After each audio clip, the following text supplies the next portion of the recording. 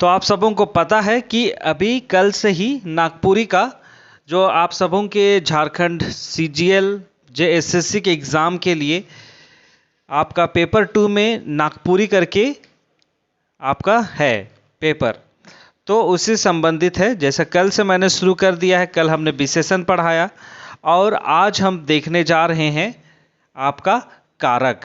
ठीक है, और यहाँ पे आप लोग थोड़ा एडजस्ट कीजिएगा क्योंकि मैं पीडीएफ के माध्यम से आप सबों को पढ़ाने का काम कर रहा हूँ। और जहाँ पे अगर आप लोगों को वीडियो क्वालिटी में कुछ सही नहीं दिखाई देता है तो आप लोग अपना जो क्वालिटी है उसको हाई कर दीजिएगा। तो क्वालिटी को हाई कर लीजिएगा अगर दिखाई नहीं दे रहा होगा तो जैसा आप सबों को पता है कि आपका ये नागपुरी का है क्लास, लेकिन मैं यहाँ पे आप लोगों को हिंदी के माध्यम से समझाने का प्रयास करूँगा। भले यहाँ पे आप लोगों को मैं नागपुर में पढ़ के सुनाऊँगा, लेकिन उसे हिंदी के माध्यम से समझाने का प्रयास करूँगा क्योंकि मेरे कई सब्सक्राइबर हैं जो लोग नागपुरी को समझते नहीं हैं। इस कारण से मैं हिंदी शब्द का प्रयोग भी करूँगा समझाने में। तो चलिए शुरू करते हैं आज का क्लास को।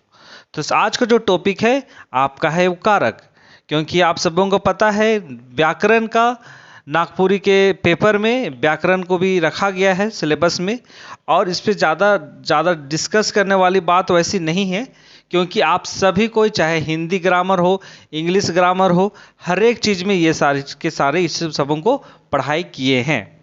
तो कारक क्या होता है आप सभी को जानते हैं, फिर भी मैं आप सबों के सामने इसका नागपुरी के आधार पे आप सबों को समझाने का प्रयास करता हूं। तो नागपुरी क्या होता है, तो नागपुरी कारक क्या होता है। ठीक है, तो कारक उस शब्द कर माने होवेला कि क्रिया के करेक वाला।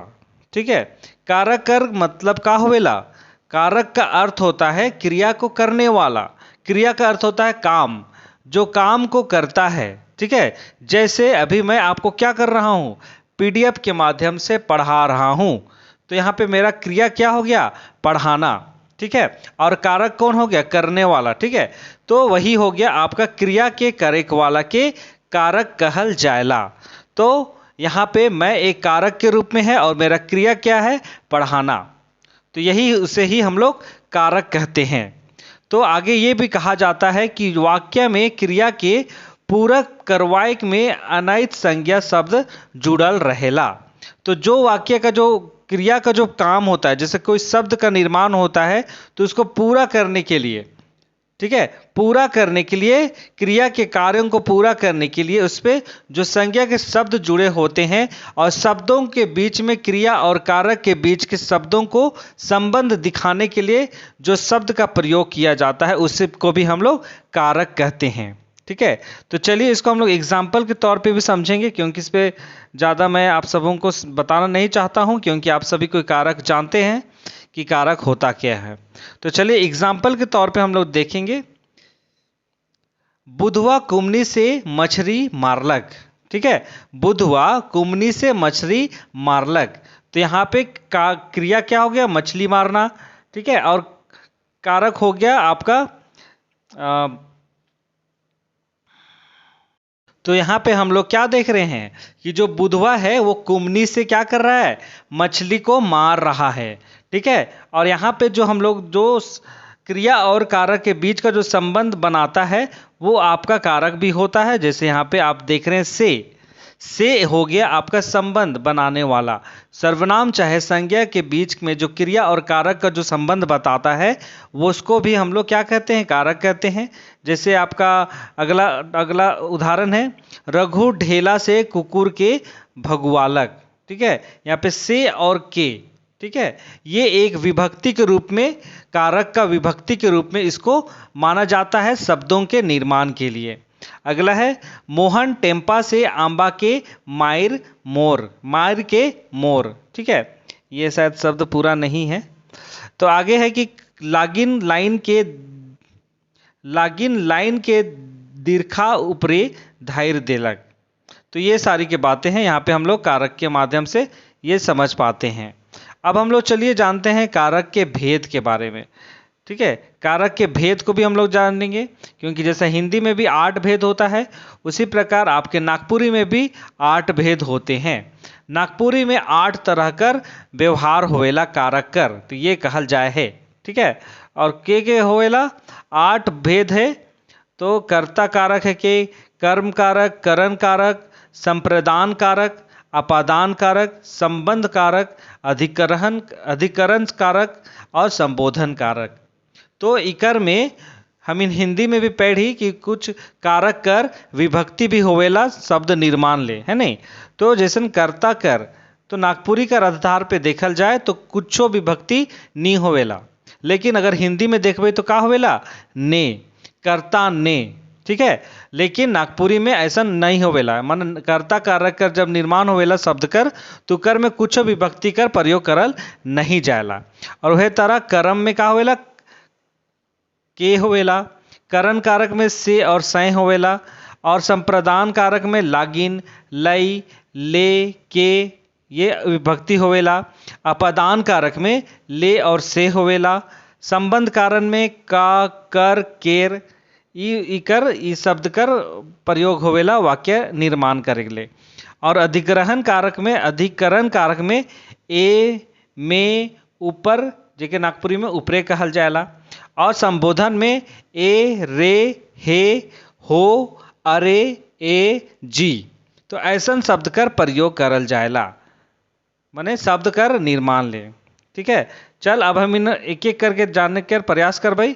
तो सबसे पहला कारक कर भाग होवेला कर्ता कारक।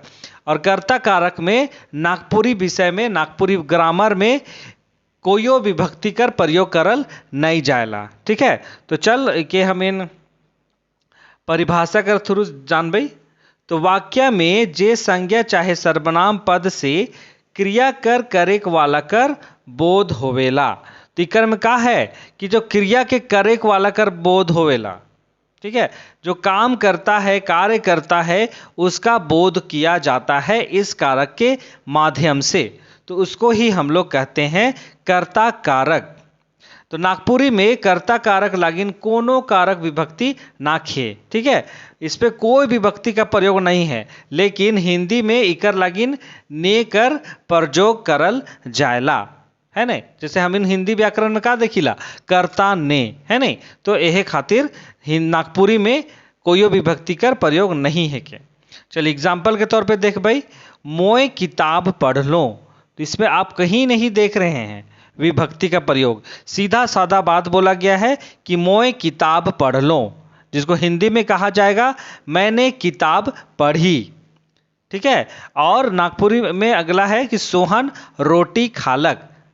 सोहन रोटी खालक, तो सोहन ने रोटी खाई। ठीक है, तो यहाँ पे हम लोग क्या देख रहे हैं कि किसी भी प्रकार का विभक्ति का प्रयोग नहीं किया गया है।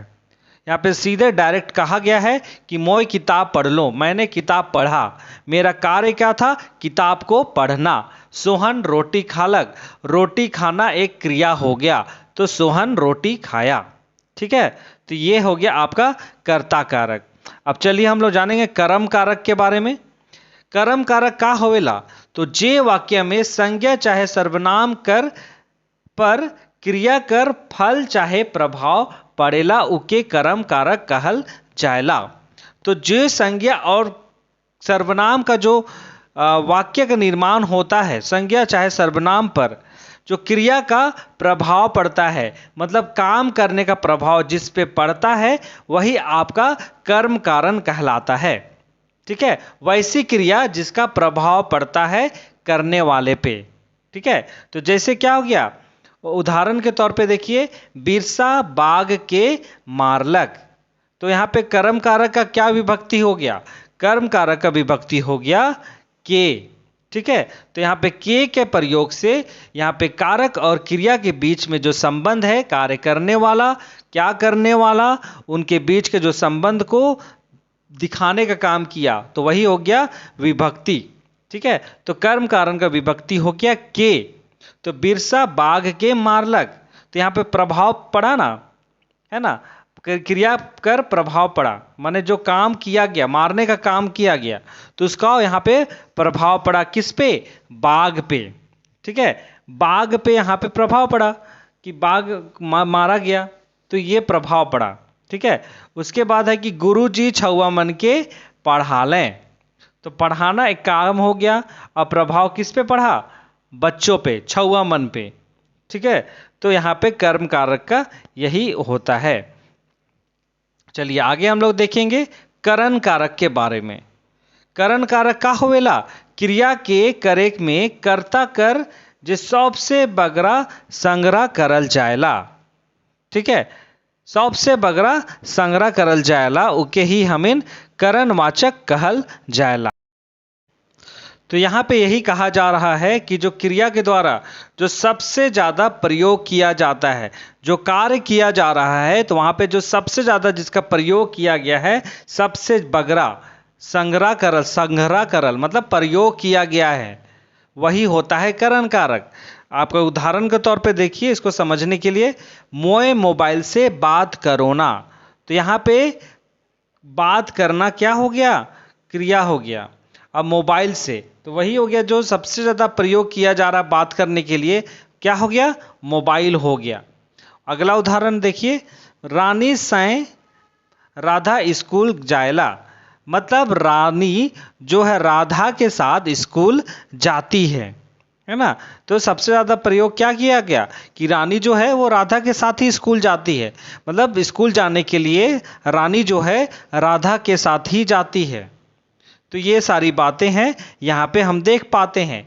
और करण कारक का क्या हो गया? विभक्ति। करण कारक का विभक्ति हो गया से और सैं। ठीक है। तो ये सारी बातें हैं यहाँ पे देख पाते हैं। तो चलिए आगे हम लोग देखते हैं। अगला है संप्रदान कारक। संप्रदान कारक क्या होता है? कर्म कर द्वारा जेके संतुष्ट करे चाहेला, चाहे जेकर लागिन कोनो काम करल जाएला। मतलब जो काम जो किया जा रहा है किसी को संतुष्ट करने के लिए किया जा रहा है।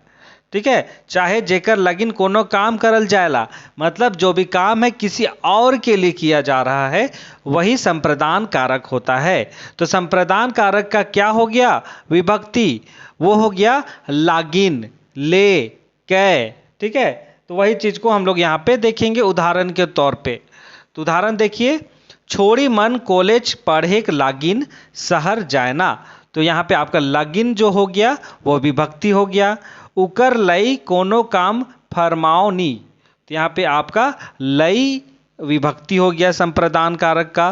फिर बाबू ले फटफटिया किनली। तो ले यहाँ पे विभक्ति हो गया। उके कोनो बात के नखे बताएक। तो यहाँ पे जो के है वो भी आपका विभक्ति हो गया। तो यहाँ पे हम लोग किसी और के लिए काम कर रहे हैं, जैसे छोड़ी मन कॉलेज पढ़े शहर जाना। तो वो क्या हो गया? यहाँ पे छोड़ी मन। ठीक है। यहाँ पे जो शब्द का प्रयोग कर रहे हैं वो किसी और के लिए कर रहे हैं, जैसे छोड़ी मन कॉलेज पढ़े शहर जाना। तो वो कॉलेज लड़कियां जो है पढ़ाई करने के लिए शहर जाती है।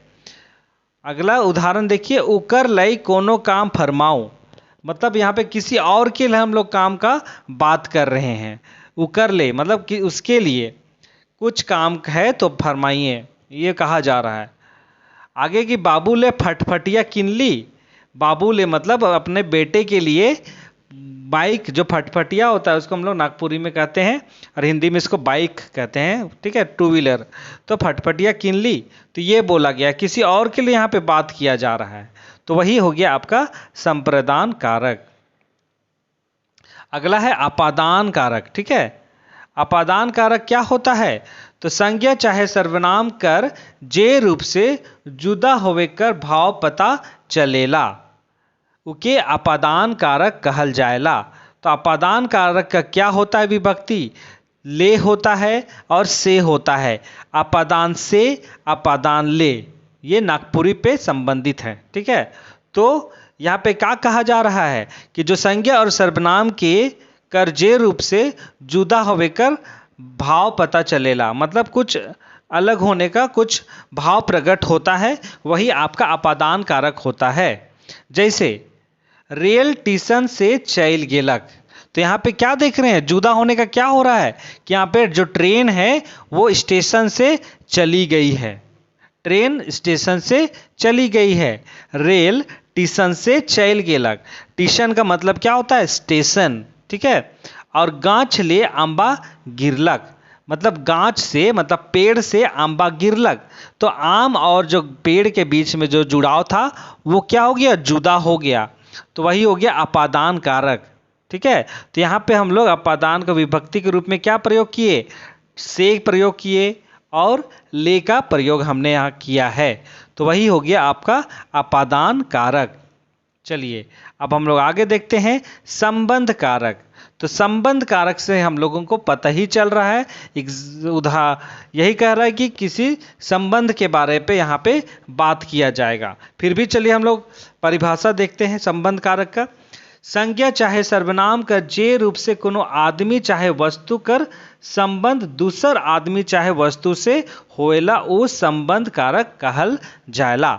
मतलब आदमी का किसी और आदमी से संबंध, वस्तु का किसी और वस्तु से संबंध, या आदमी का कोई वस्तु के साथ संबंध, मतलब किसी न किसी रूप से कनेक्टिविटी की बात यहाँ पे कहा जा रहा है। और संबंध कारक का जो आपका क्या होता है, विभक्ति, संबंध का, कर, केर, ठीक है। तो ये सारे का प्रयोग करके संबंध कारक का निर्माण किया जाता है। उदाहरण देखिए, मोर घरक आदमी के ना बुलाबे, मोर घरक आदमी के ना बुलाबे आपका हो गया ये संबंध बनाने का काम।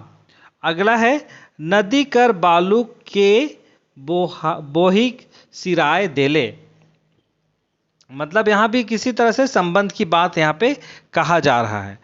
अगला है ई मंगरू केर साइकिल है के, तो मंगरू और साइकिल के बीच का संबंध हो गया कि यह मंगरू का साइकिल है, ठीक है। तो ये हो गया आपका संबंध कारक। चलिए अगला है अधिग्रहण कारक, माफ कीजिएगा अधिकरण कारक। तो क्या होता है अधिकरण कारक, जे संज्ञा चाहे सर्वनाम पद मन से क्रिया कर आधार कर बोध होवेला। मतलब क्या, आधार मतलब क्या होगा, बेस। आपका जो संज्ञा या सर्वनाम का जो वाक्य का निर्माण होता है, क्रिया जो होता है उसके द्वारा से क्रिया का जो आधार होता है, बेस होता है, उसका बोध प्रकट किया जाता है। जैसे पहले चलिए अधिकरण का क्या होता है, विभक्ति। अधिकरण का होता है ए, में, ऊपरे, ठीक है। तो उदाहरण से समझते हैं, चलिए। छौवा मन स्कूल में न खाएं, छौवा मन स्कूल में न खाएं, यहाँ पे में आपका अधिकरण कारक हो गया। और टेबुल ऊपरे किताब रखल आहे, है ना। टेबुल ऊपरे मतलब ऊपरे क्या हो गया, विभक्ति हो गया। किताब रखल आहे मतलब ये भी क्या, आधार की बात यहाँ पे बताया जा रहा है। आधार का बोध हो रहा है कि टेबल के ऊपर क्या रखा हुआ है, किताब रखा हुआ है। और घरे कोनो राखल जोगाल नाखे, घरे कोनो राखल जोगाल नाखे मतलब घर में कुछ रखा हुआ वैसा कुछ नहीं है, ये कहा जा रहा है। तो यहाँ पे एक आधार, क्रिया का जो बीच का जो आधार है उसका बोध हम लोग यहाँ पे देख पा रहे हैं, ठीक है। चलिए आगे है, ये आखिरी पद है संबोधन कारक। संबोधन कारक क्या होता है, मतलब किसी को संबोधन करना, ऐसे हम लोग समझ रहे हैं। चलिए परिभाषा के थ्रू देखते हैं। शब्द कर जे रूप से कोनो नहीं केखो संबंध संबोधन करल जाएला उ संबोधन कारक होएला। मतलब शब्द के द्वारा, ठीक है, जो शब्द का प्रयोग करते हैं हम लोग, उसके द्वारा किसी को हम लोग संबोधित कर रहे हैं, संबोधन दे रहे हैं, वही आपका संबोधन कारक होता है। संबोधन के तौर पे हम लोग क्या प्रयोग करते हैं, संबोधन के तौर पे हम लोग करते हैं ए, रे, हो, अरे, मतलब इस तरह के शब्द का प्रयोग करते हैं। तो जैसे हे भगवान हमर रक्षा करो, तो हम लोग संबोधन किसको दे रहे हैं, भगवान जी को। और भगवान जी को संबोधन देने के लिए हम लोग हे का प्रयोग कर रहे हैं। फिर अगला है अरे तोय बेगर काहे चल गेले, माफ कीजिएगा, अरे तोय बेगर कहले चल गेले। मतलब क्या हो गया, अरे का प्रयोग संबोधन के तौर पे हम लोग देख रहे हैं, किसी को बोल रहे हैं कि तुम बिना बोले कहे चला गया। तो बेगर का मतलब होता है बिना बोले क्यों चले गए, बेगर कहले मतलब बिना बोले। ठीक है, तो इसके थ्रू हम लोग समझ पाते हैं। तो ये हो गया आपका संबोधन कारक। तो इसी के साथ कारक का जो लेशन है ये यहीं पे समाप्त होता है। तो अगर जहाँ भी आप लोगों को समझ नहीं आया है या फिर आप लोगों को समझाने में मेरी ओर से कुछ कमी हुई है तो आप लोग ज़रूर से ज़रूर बताइए। अगर आप लोगों को बोलना है कि आपका पढ़ाने का तरीका में सुधार की आवश्यकता है तो आप ये भी बोल सकते हैं, ताकि इसके द्वारा मैं ही अपना जो कमियां हैं उसको दूर कर पाऊंगा। तो इसी के साथ है ना, तो ये था आज का कारक जो हमने पढ़ा, और कल हम पढ़ेंगे वचन से संबंधित। ठीक है, ये भी आपका सिलेबस पर आधारित है। तो यहीं पे आज का ये सेशन को यहीं पे समाप्त करते हैं। तो वीडियो आप सबों को कैसा लगा? वीडियो अगर पसंद आया है, बात पढ़ाने का तरीका समझ में आया है, तो वीडियो को लाइक कीजिएगा, वीडियो को शेयर भी ज़रूर कीजिएगा, और चैनल को सब्सक्राइब करना ना भूलिएगा जो लोग नए हैं चैनल में, और बेल आइकन को प्रेस करना भी ना भूलिएगा, ताकि वीडियो का हर एक नोटिफिकेशन आप तक पहुंच पाए। तो चलिए इसी के साथ आज कर वीडियो के हिये समाप्त करत ही, और हम इन कईल फिर मिलबई एक नवा वीडियो के साथे। तो तब तक तो हिन अपन ध्यान देवा, सुरक्षित रहा और खुश रहा। तो यह बात के साथ बहुत बहुत धन्यवाद, और औरे मन के फिर से जोहार। बहुत बहुत धन्यवाद।